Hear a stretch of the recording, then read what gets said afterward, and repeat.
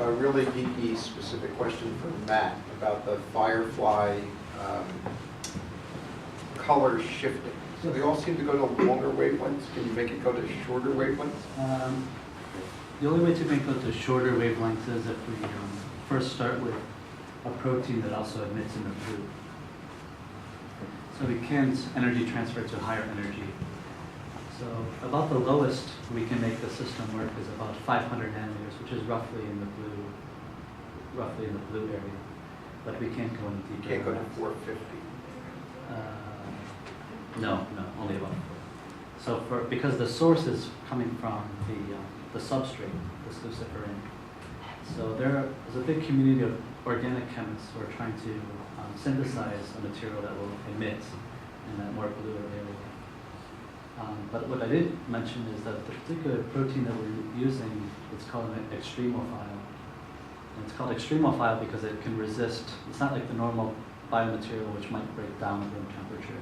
It's actually very thermostable.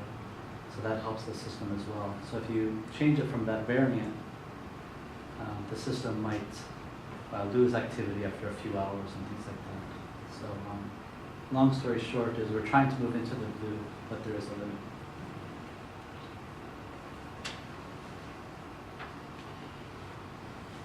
Other question. Okay, I have another deep question. So you mentioned efficiency. I know it's an engineering type question, but in terms of lumens per watt, what do you think is possible with the luciferase system? Right now, we didn't have that set up when we started that experiment, but now we're working on the actual brightness of the system. And I don't really have a speculative number even for you. It's not as bright as a normal light bulb at this moment, but it's also related to concentration.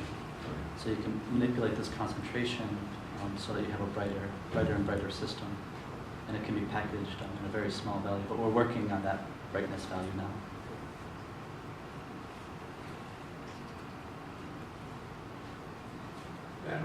And also related to the energy transfer.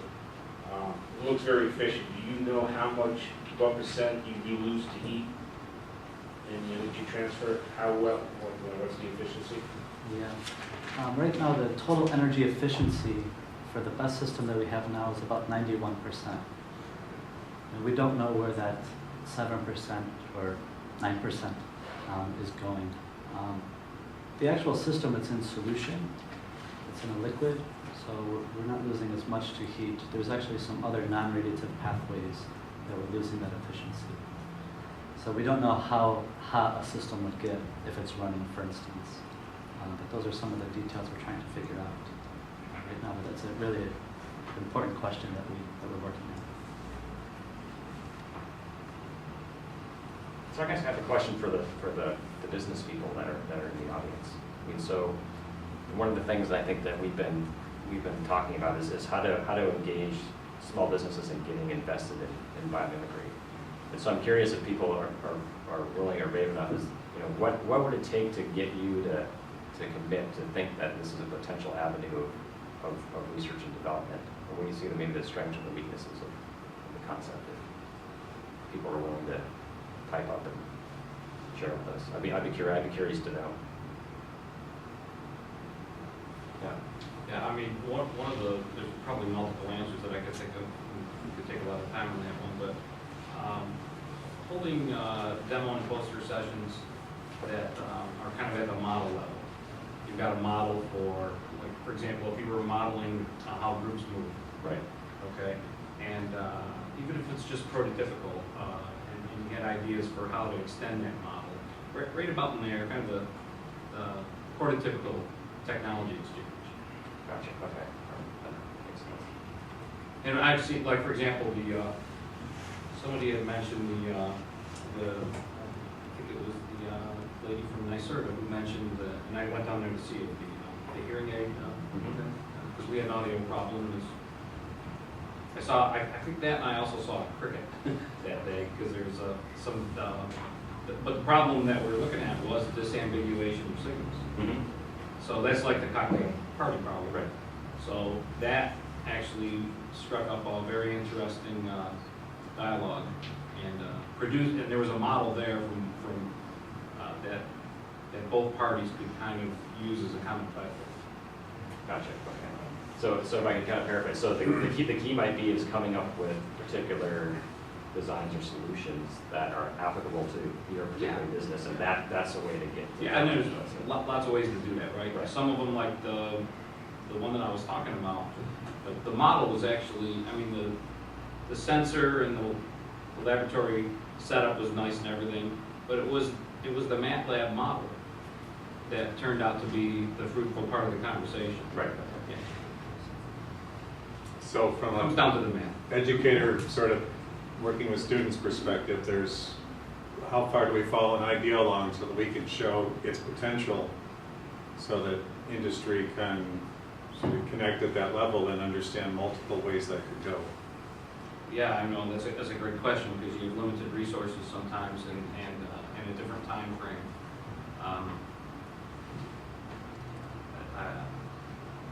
I don't know. Comment on that, sir? It's a great question. I'll chip into this sort of interesting question to the audience. So my observation of where biomimicry has been applied by companies is companies that understand design and have design as a part of their corporate practice. Actually, this is this issue that Matt said earlier, right? So as a chemist, who knows what Don does in design or the students that design. But companies that do design understand design, and they can understand if there's a different process to do design that can lead to creative solutions. I think they're receptive to the idea of a new process. But when we go to companies, so this Bob Belzappo from SRC that just spoke there, their products are engineered systems. It's kind of coming from the science side and the engineering side. I think biomimicry looks like it doesn't have rigor. That it's like, Interesting, okay. it's soft and, Right. Actually even the examples that are often shown, it's like bullet train, sound, somebody had this idea, extend the nose, right? Kingfisher. So it's beautiful, right? That could be the inspiration, but I think even somebody from a science background could look at that and says, look, give me some computational fluid dynamics and we can figure out what shape that needs to be and not do it. So I think there is, when I'm coming from the science side, I think there's a there. But I think to connect to the technology companies, somehow there needs to be shown like rigor, or a rigorous process. And I think that's, it's like how does design connect to technology? This is industrial interaction design. I think that's the inherent challenge of. It's not just biomimicry. It's like the challenge of how does Don and his students talk to technologists. Right? That has Don to reply to that. Well, I think the idea of a weekend challenge, or we can at least start the conversation around the table, even though that's very optimistic, we're trying to do it in 2 days, in March. But in fact, maybe we can accomplish a great deal in terms of brainstorming ideas over that period of time. So, like I say, up until we did this last year, we didn't have conversations in the warehouse where there were biologists at the table. And so to bring more technologists to the table as well and have these conversations is where we're headed, I think, with this. So that's my goal. One of the things, I'm over at ESF and I run one of the institutes over there, and most people think business, all they care about is the bottom line. So if it makes them money, that's big for them. But they're also very conservative. And so I'll work with companies or other people, and a company can invest in something new, and after 3 years, the investment's paid back, and then it's pure profit after that. But that's not the way it's always been done. And so when you're dealing with a lot of manufacturers, they tend to be conservative. This is the way it's been done. Now, we all know the guys who make big bucks are the ones who made that change. and it goes something in another direction. We're trying to get them to see that, even when you can show them they're gonna make more money, even if they sell the same amount of product. That's not how we've done it. And I'm not gonna be the one to take the risk. And that, you know, we may take risk over time with academics. We just try something new, and if it doesn't work, we're not fired. These guys, they get fired. We'll lose their time. Right, so I guess, so let me speak to that a little bit. So what the power I see here is that, as you said, academics can take risks. And so as me, as an academic sitting up here and a biologist, then, you know, I'm willing to take that risk for a company. And so one of the things that we're kind of just trying to figure out is, how do we start those communications with connections and say, all right, I'm a small business, I might be interested, for example, you know, in fan design, and, you know, we can have a conversation about what would be potential ways to fix that. But so the leverage I see for us is that as academics, let us take the risk. But what we need for industry is to say, okay, what are the challenges that need to be done? And so kind of our hope of doing this research and technology forum and the challenge is to get business to come to us and say, you know, this is something that we're working on, I don't know if you can help us, but, you know, if you're willing to take a risk, you might be willing to invest a little bit. So I think that's a really good point, is that businesses are conservative. And I'm saying, you know, we'll take the risk for you. Yeah, and that's where NYSERDA comes in, to try to defray the risk by, you know, providing funding for some of this research. And we've actually kind of gone at this two ways. We started out by going to the companies and saying, you know, what are your issues? And then trying to find some scientists who had the academic rigor that was needed to apply to an issue. And we did, you know, find some matches that way. But now what we're doing is we're going to academia and we're saying, okay, what's out there in academia? What have you guys invented in the lab that you just need an industrial partner to put that into some sort of product, or some, you know, some sort of innovation. So, you know, it's kind of it is kind of like Match.com, where we're just trying to match up people with issues with, you know, people who have solutions, and give them money. Mary, have you found that strategy to be more effective, With the academics? starting with? Yeah, we actually have only been doing it for a short time, but it looks like it's going to be more successful. Because we have a lot of academics coming to us now saying, oh, well, I can do this. It's like, oh, okay, well, let me see if I can find you an industrial partner. Whereas before, we didn't have the opposite, where industry was coming to us saying, you know, find me a biomimetic solution. Over here.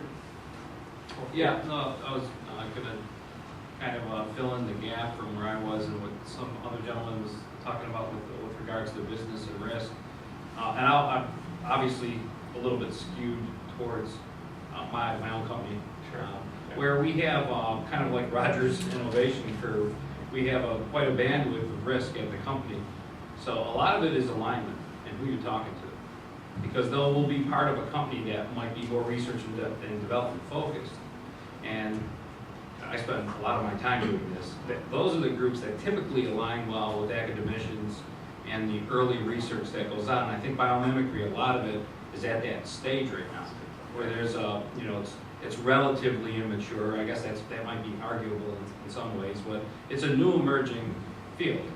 So you want to align with those early adopters, and we're all in the same boat. You know, I have an early adopter, a customer who's an early adopter too. So some of my high-risk projects can't align with somebody who's a later adopter where they can't afford much risk. So a lot of it's the people part of it, and who you're talking to, and the alignment. You can't underestimate that. And just building off this thread about risk and companies, so there are 2 products in this room that were designed with biomimicry. So what are they? Carpet? Carpet.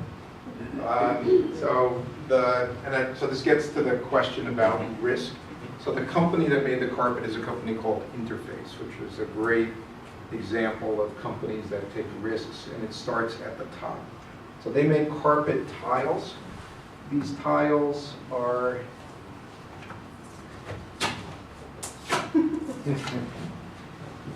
so that so Don made me think of this.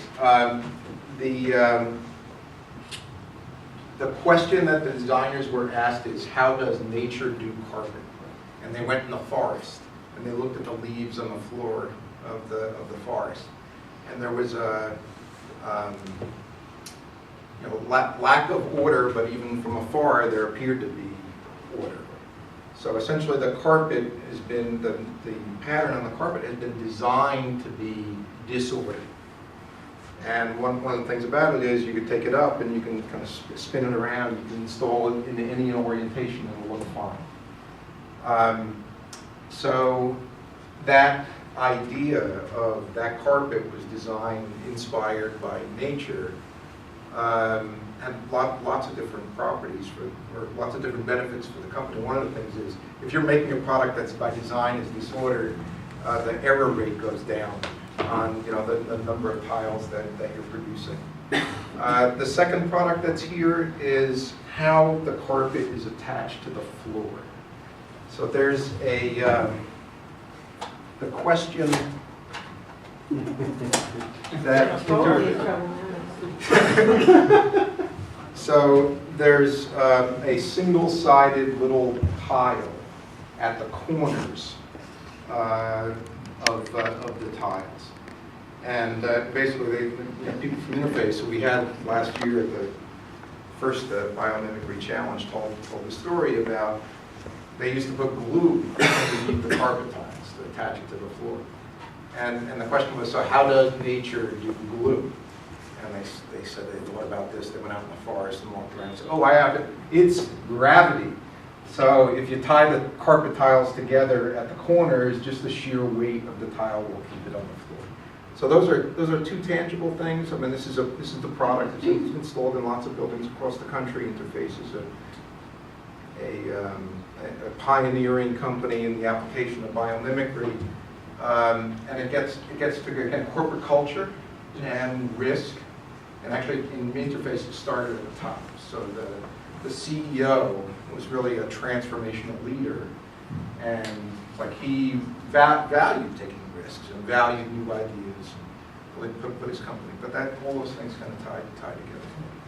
And they actually credit this product line for helping them get through the downturn in the economy. Yeah. So they have, so again, we kind of went, stop. The company has a process where they have a group of people, like 6 people. You can actually go to their website, the people are on there, called the Dream Team. And Janine Benyus is on the Dream Team. And the idea is every year they bring the Dream Team together, and the Dream Team actually gives the company ideas and dreams. So actually the Dream Team's like challenges, come up, dream up the next products that we should be thinking about. And then they engage, and that's their process. They're constantly getting this flow of kind of breakthrough ideas.